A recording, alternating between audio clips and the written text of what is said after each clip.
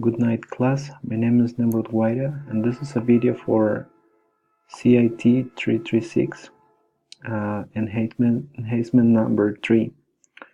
Well, we are going to cover 3 objectives. In this case, we are going to validate that ACME has a valid HTML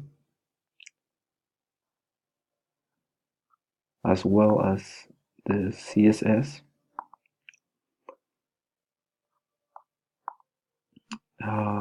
The same with my account.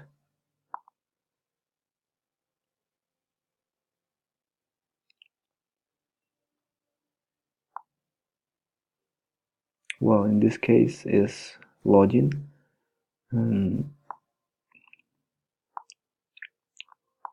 also with a new page which is called registration.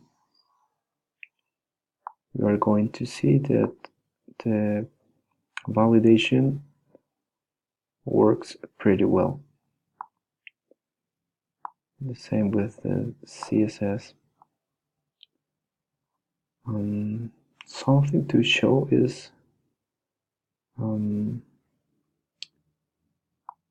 the view is linked for each case. In this case, login and registration.